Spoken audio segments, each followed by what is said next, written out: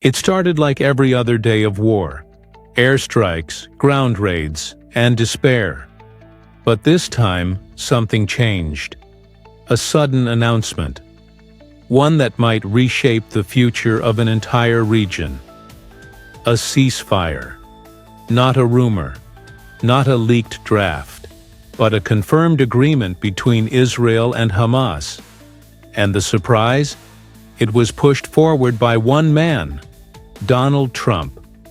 For over a year, Gaza has been a graveyard of hope. Entire families buried under rubble, hospitals overwhelmed, schools turned into shelters, and then into targets. Tens of thousands have died, mostly civilians, children, women, journalists. The war had reached a point where the international community feared full collapse. And now, out of that chaos, a document is signed. A first phase. A deal to stop the shooting, begin the healing, and release the captives still in enemy hands. The ceasefire plan is simple on paper, but powerful in impact. It includes an immediate halt to all military operations from both sides, the release of all captives held in Gaza, the withdrawal of Israeli forces from specified areas inside the Strip, and the opening of corridors for humanitarian aid. It's being called Phase 1, the foundation for what could eventually be a broader peace agreement. The plan includes 20 total points, but only a few are public so far. The Israeli leadership declared this a strategic success, a turning point.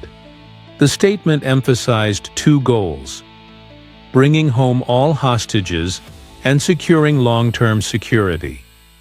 On the Palestinian side, the reaction was more emotional. After months of destruction, the ceasefire was described as a chance to breathe.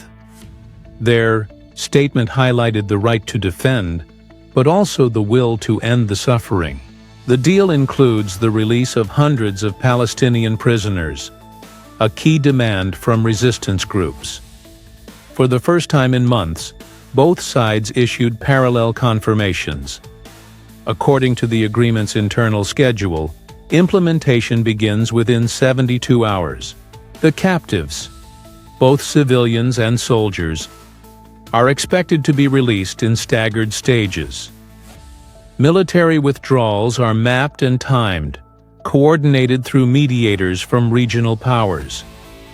Humanitarian corridors are already being marked on the ground, and UN observers are expected to monitor compliance. But while guns may go quiet for now, the deeper wounds remain. There is still no agreement on long-term governance in Gaza. No final word on who will lead reconstruction. No consensus on what comes after Hamas, or if Hamas even agrees to give up control. Israel has been clear. The war ends only when Hamas is disarmed. Hamas, in return, insists. Resistance is not negotiable. This is not a final peace. It's a pause. A chance to step away from the cliff edge. In the streets of Gaza, there's a silence that hasn't existed for over a year. Parents are stepping outside with their children.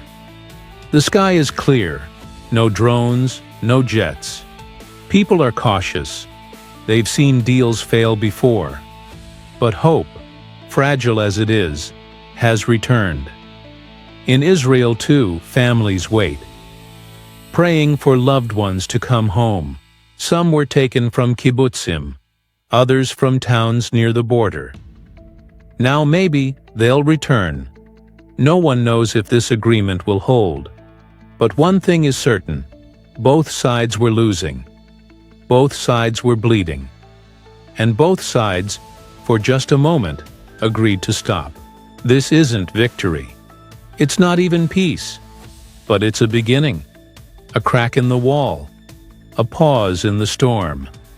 And sometimes, that's how peace begins.